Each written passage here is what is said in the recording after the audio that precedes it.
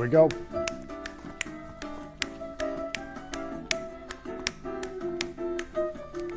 Good. There we go. Touchdown! Never done that before.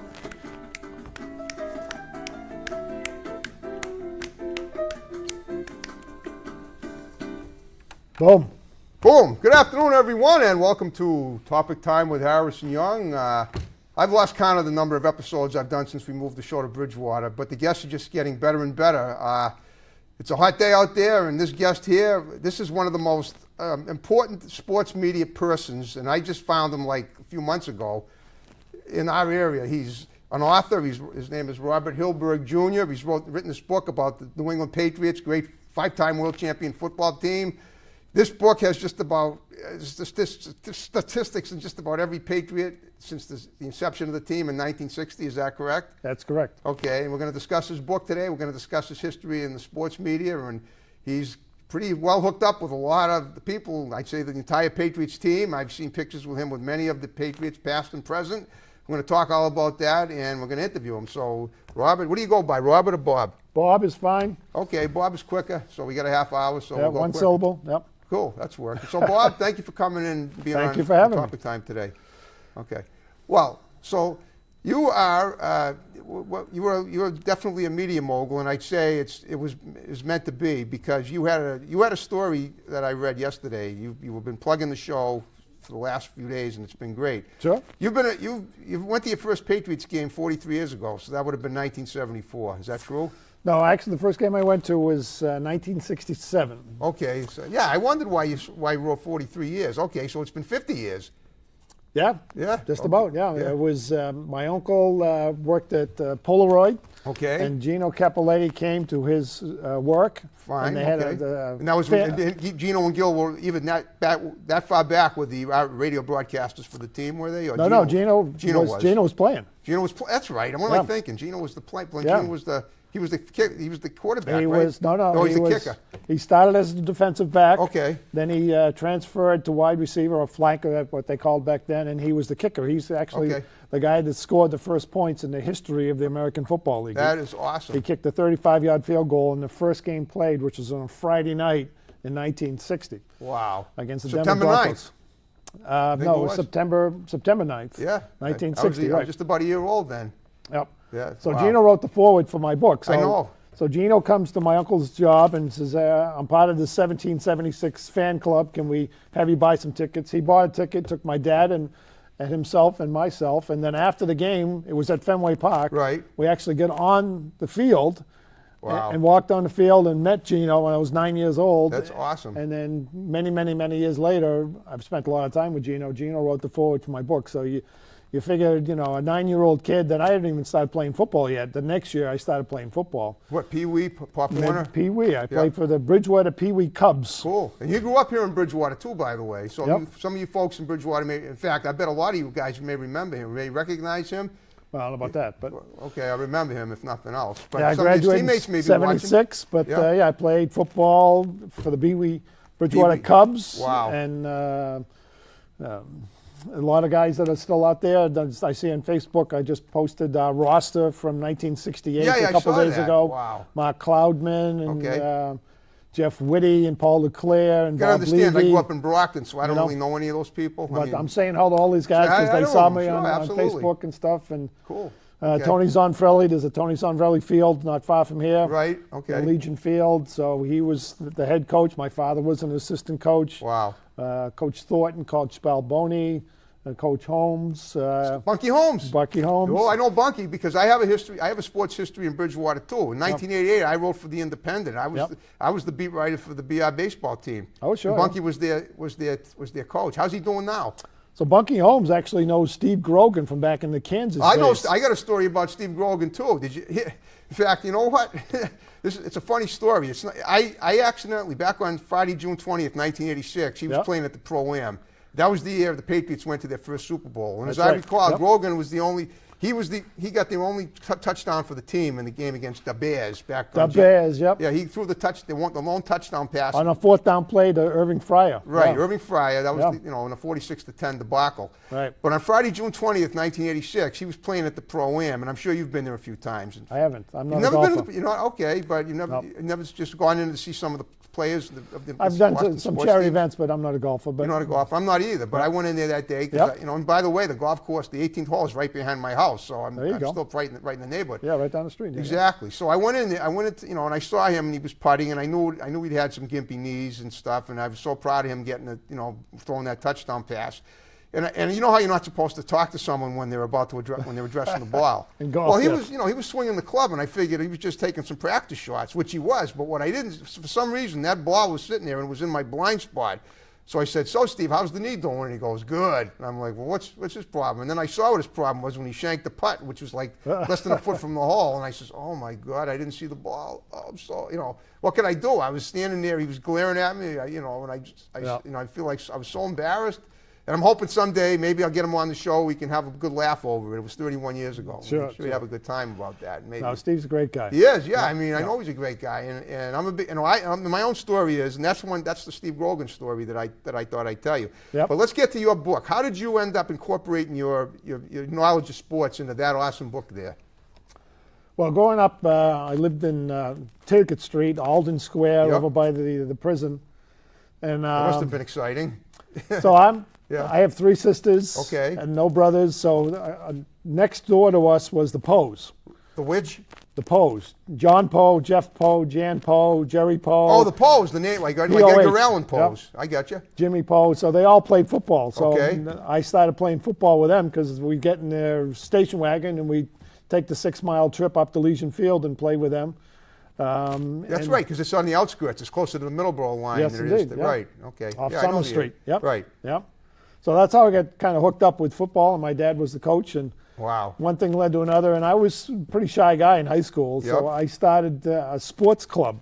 Okay. So just to kind of break out and collecting stats and stories. So 72, 73 with Bobby Orr and Phil I did it with Bobby Orr and all in that stuff. 74, so I know, right, okay. So I started following hockey. I started collecting football cards and baseball cards and knowing the statistics. And I was actually a geek in high school. I was on the math team and I was on the science team. But did you play football in high school too? I did. Okay, but you were an athletic geek. Sort of. You played on the football team and you had it all. You were bright and you had the brawn and the brains. Nothing wrong with that. Number 86, so I was a tight end. Yeah. And actually, played with Rich Doobie. Rich Doobie is a quarterback, and Rich Doobie is now the pitching coach in the Major League. He was a pitching coach for the Philadelphia Phillies, the Florida Marlins. Sure. Yep. I think he's for Detroit now. Donnie Prahovich was another guy that I played Little League Baseball with, and he actually won the punt, pass, and kick competition. What, the one they do at halftime at the NFL games? Yep. Wow. So he was quite the athlete back then. Sure. So I wasn't in their leagues at all, but Well, okay. But you played were with them anyways. Yeah. Yep. But your skill was in putting the stats together and writing about it. So then I went on to Northeastern and became an accountant. Okay. So I always liked the numbers and the stats, and one thing led to another, and I wanted to collect the information, every uniform number of every player. Wow. And that started. And then one of the things that I did is that I called Gil Santos from Rainham when we moved to Rainham. Gil Santos' son. He knew you because you knew Gino, right? Or well, how did you get to actually, meet I Gil? hooked up through Ronnie Hobson and Ron Borges and Nick Cafado and Richard the Johnson. WEI guys. The Sports Museum and the WEI and some of the Sports Patriot Ledger and some of the guys that are out there. So I started networking and meeting reporters, Steve Burton, those kind of guys. And then I... How about Roachy? I know Danny Roach, Yeah, cool. He's a Facebook friend. Definitely love to get these people on the show if I could, but go on.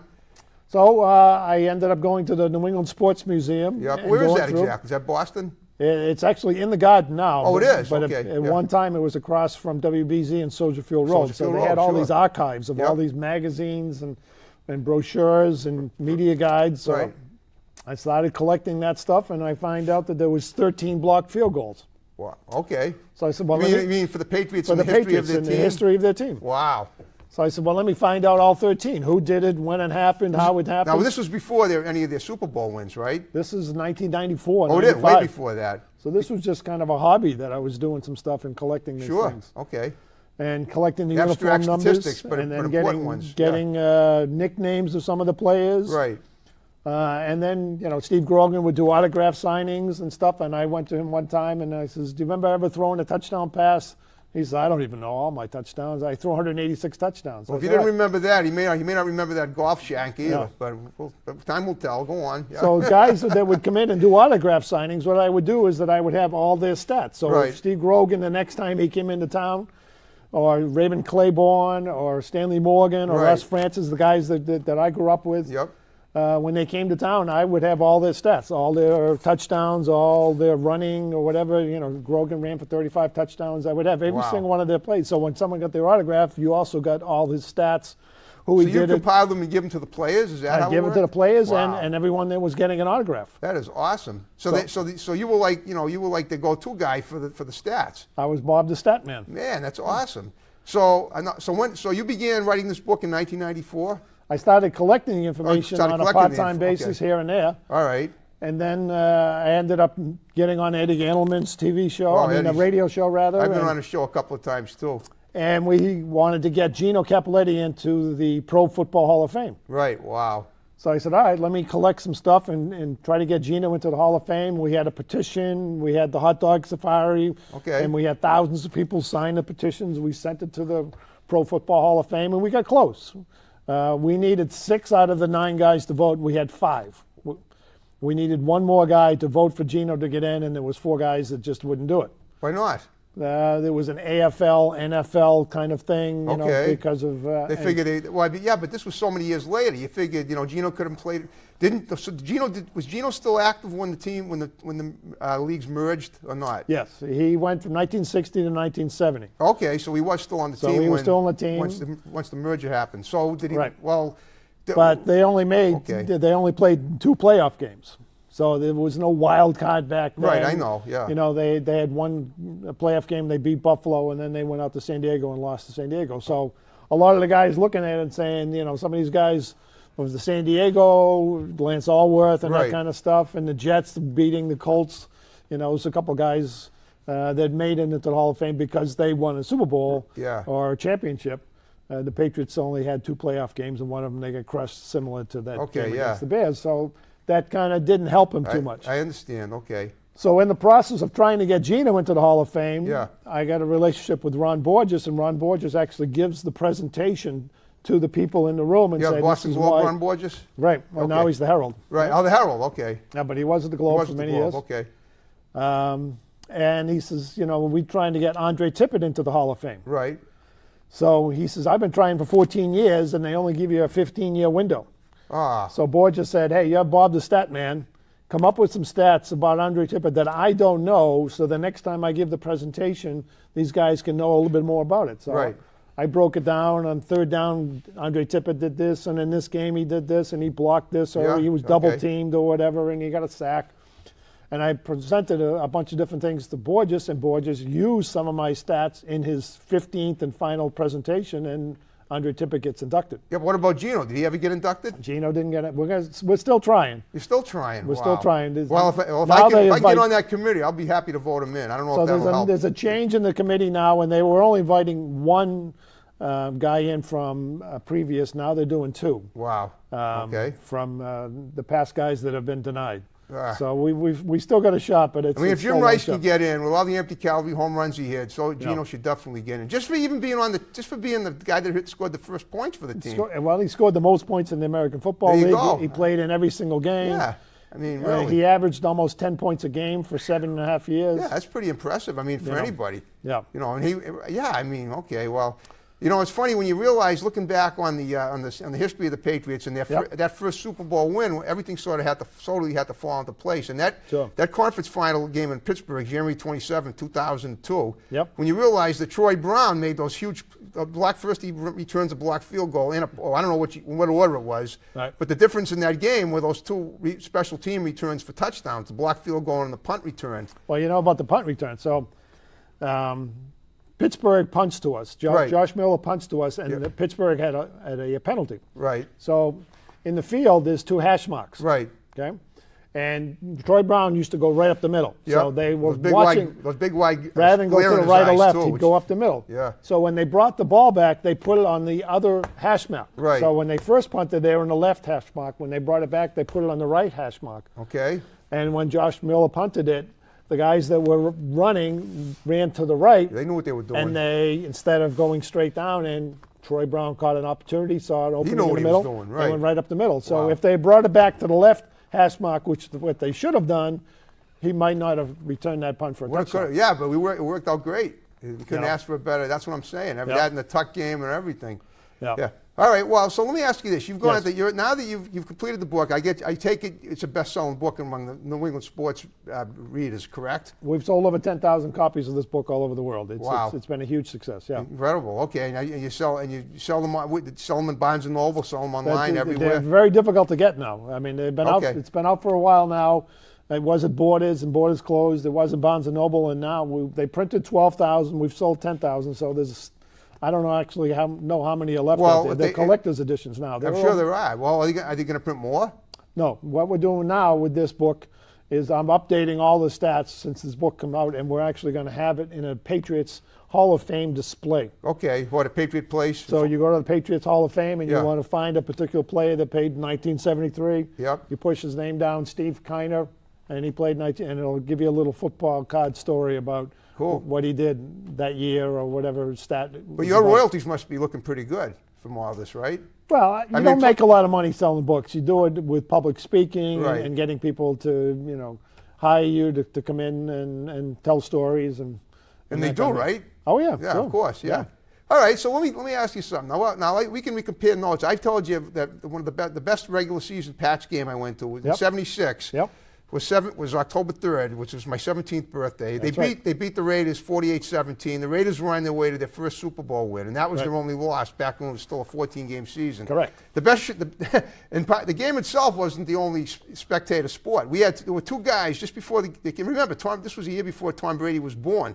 Yeah. So there were 2 guys in trench coats, like 3 rows in front of us. They were just all of a sudden they were together. They started duking it out, boom, boom, boom, boom, and the security guards showed up. They made them empty their pockets. They each had like enough hard liquor in there to open You a bring in branches. the little nips and stuff. Right. I mean, just before. I mean, no, these weren't nips. These were big bottles. I'm telling you, I couldn't believe that they could fit so many big bottles in the game. Yep. But I remember some of the stats in that game, and one of them was that was Steve Grogan had 4 rushing touchdowns, which I think is pretty close. No, to, he didn't have 4. Didn't he have 4? No. I thought he did. All right, Andy Johnson had 200 yards rushing, so maybe No, Angie didn't have 200 yards rushing. we're talking about October. All right, you know the stats better than me. If you want to make a fool out of me, go ahead. It's your show. You're the guest. Go ahead.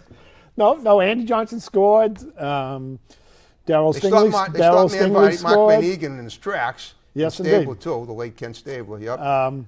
So one of the stories that I heard about that game is that the year before the Patriots won 3 games. They were 3-9. 75. 75? Yep. So the Oakland Raiders didn't really think that the Patriots were anything to really get fired up about. Well, nobody did. I mean, the week before they beat Pittsburgh, and Pittsburgh 30-27 on a block. It was an amazing game. Remember, and that's when Pittsburgh was the defending champs. Yep. With Bradshaw and Franco Harris and those Sure. guys, Yep. and the Steel Curtain. Yep. And they went in there and they beat them in Pittsburgh, and then they beat Oakland.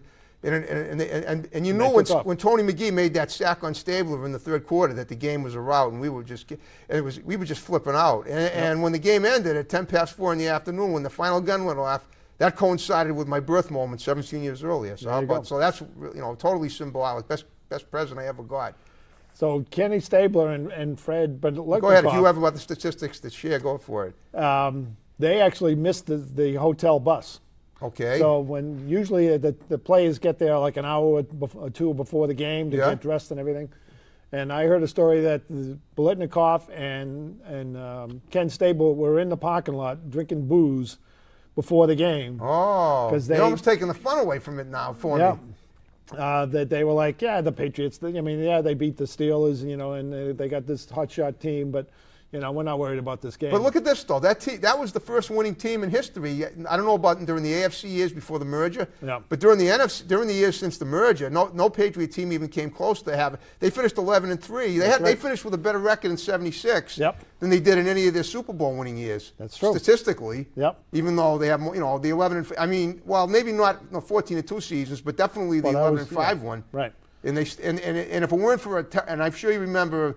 They had the rematch in Oakland in the playoff game on Saturday, December 18th. And were it not for that stupid roughing the passer call by Ben Drake, the ref, on Sugar Bear Hamilton, who was my favorite defensive player in that team. I could name just about every player on that team because I remember how close I followed them that year. We had to listen to a lot of the games on the radio because they didn't even sell out. Right. I remember I listened to December 5th. There was a game against New Orleans. I had against, and it was blacked out. You remember the 75-mile rule? Sure you do. Yeah. So we used to go to, He probably went to Connecticut to watch the game. Connecticut or North Adams State, way out in. That's North Adams State, right near the New York State line, the last town before the state line. Yeah, we used to go out there and watch it there. Okay. So, all right. Well, so there's just you pretty much know the statistics of every single game going back to when they were pretty close. Some of that stuff. You've compiled it in that book.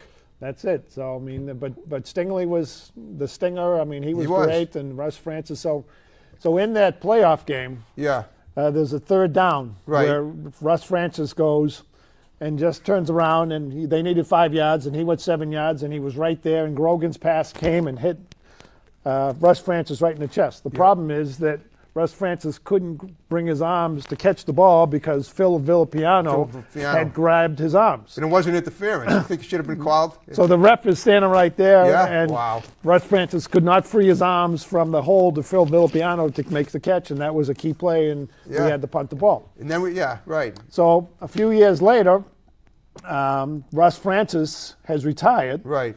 And he's living in Hawaii. And he was a pilot. And one of his jobs was to take people and fly them around the volcanoes of Hawaii. Okay. So the Pro Bowl is in Hawaii. Yeah, that's right. So Phil Villapiano makes the Pro Bowl. So Russ Francis calls Villapiano and says, "Hey, you're in town.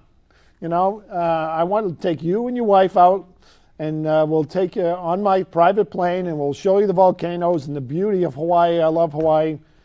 He says, "I know we had some issues in the past, but I'm retired. I'm a low-key guy. You'll love it." Okay. So he takes the plane, and he's flying. And as he's flying, he takes the plane, and he kind of puts it sideways so you can kind of look down into the volcanoes and the mountains. And as he's flying the plane sideways, he reaches back, Russ Francis, and takes Villapiano's seatbelt and unbuckles the seatbelt. And then as he unbuckles the seatbelt, he takes the door and he opens the door. Really? So now you got 6,000 feet above the 6'5", Phil Villapiano, kind of trying to brace himself from falling out of the plane into the volcano. Oh my goodness! His wife is screaming hysterically, trying to get Russ Francis. He only does it for about a half a second or two. It's a joke, right? And then he leans it off and he kind of levels it off. And he says, "Hey, remember that when you held me in that playoff game?" He says, "Now we're even." Oh, man. What happened when they landed? Did they have a... No, the wife certainly wasn't... They forgive each other or what? No, I mean, I'm sure Russ Francis had scar marks on his neck from the wife trying to screaming and yelling. But, oh, man, that's unbelievable. But that's a crazy... How did you find that out? I talked to Russ Francis about it. Okay, wow. I spent a lot of time with Russ. He was Gronk before Gronk. What about the, now do you still keep in touch with, the Patriots of the 70s, like, Raymond Claiborne and all those guys and everything? Yeah, he just got inducted into the Hall of Fame, Okay. And Timmy Fox, and I saw you with Steve Nelson. Foxy, Is he a dentist now? No, he was a dentist. It's Ken McAfee, but he wasn't for the Patriots. He became a... Bill Lenkaitis was their dentist. Yeah, Bill Lenkaitis, He passed a year or two ago. Oh, he did? Yeah. Okay, right.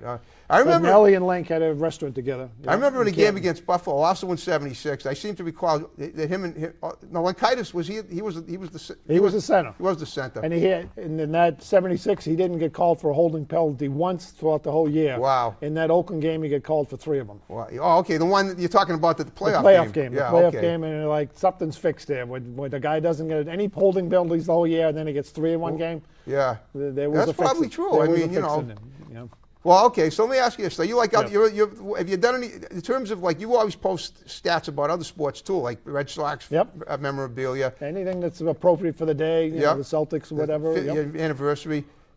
I happen to have been at the Celtics championship win on June 8th, 1986 against Houston. I was at the clinching game. There you go. Yeah, and that was awesome because I got a ticket from WBZ. They were auctioning it off at Children's Hospital, and I outbid everybody. It was worth it. I mean, it's something I may not have grandchildren to tell the story to, but it's just there you go. It's on TV. Yeah. Yep. So have you ever been at any of the championship wins in person? Were you at the Red Sox wins at all? You were maybe at the 2013 final game in Fenway or any of the games on the road even? No, I've been to a lot of Red Sox games. I was in one of the playoff games in '81. Okay. When I went to Northeastern. That was during the strike year. No, the Celtics. The Celtics in '81. Oh, the '81 Celtics, right? '81 Celtics. Okay. Wow. But went to a few games, but never been to a final game. No. You never have been? Okay. Never gone to a Super Bowl or anything like that? No. We usually have Super Bowl parties at our house. Yeah, so, I'm sure you do. But why, the Patriots having won 5 Super Bowls, you think, you're Bob the Stat guy. You think they'd invite you?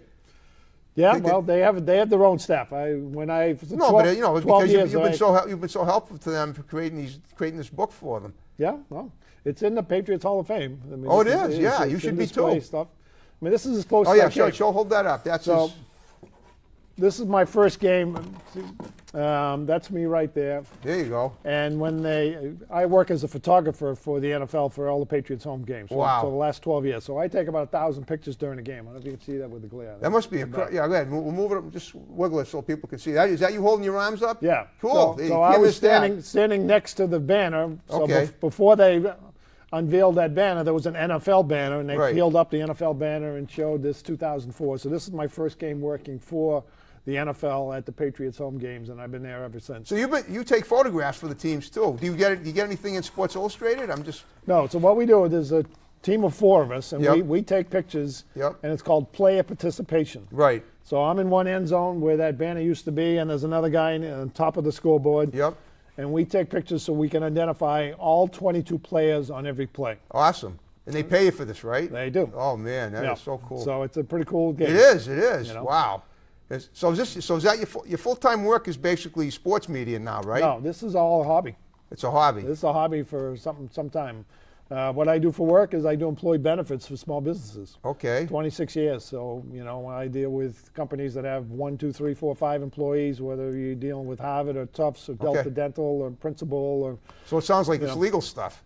Oh yeah. Okay. So it's all you got a law degree? Stuff. From Northeastern? I know you said you went there. I have an accounting degree. Okay, you were a CPA. Well, guess what? We're actually a CPA, but I was just an accountant. Yep. We're almost out of time here. You want to just give it? You gave some shouts out at the beginning. Yep. So I hope you had a good time on the show and that we covered a lot of stuff that you wanted to cover and that you. Yeah. Tell everybody about from Bridgewater. Hello and Spirit of '76. Yeah. Go Trojans and. So I had Tony Sonfrelli and his whole family. Hi, Bunky Holmes. I hope you're doing well. Crazy man, you. That's it. I wrote it. I gave him some nice press in the Bridgewater Independent. There you go. Cool. Okay. Well, so that's it. So what I want you to do is just tell everybody, tell all the people that you know on Facebook, that other people we talked about Topic Time. Love to get them on. Love to get Lenny Clark, the crazy comedian, on as a guest. It would be great if you could, say something to him. It would be awesome. Sure. And so Scott Thompson, I'm going to hook up with you soon at a Patriots game, and anyone else. Bob the Stat Man on Twitter. Just reach me at Bob the Stat Man on Twitter, and we can come by and say something for the game. I get to a Patriots game a couple hours beforehand. Come by, say hi. There you go. Go Pats. I love the way the division's going this year. It's a tough season, but no team in the AFC East is under 500, and that's hard to believe. That's what makes sports great. That's why we love football. That's why we love all sports. And on that note, are you ready to rock and roll here? That's it. We'll throw the football back and forth. Folks, thanks for watching Topic Time. See you again next time. Take care. Boom.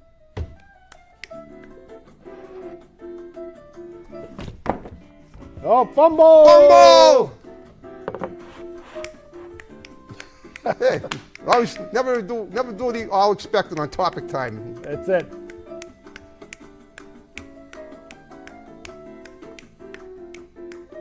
He's got it going on. We do.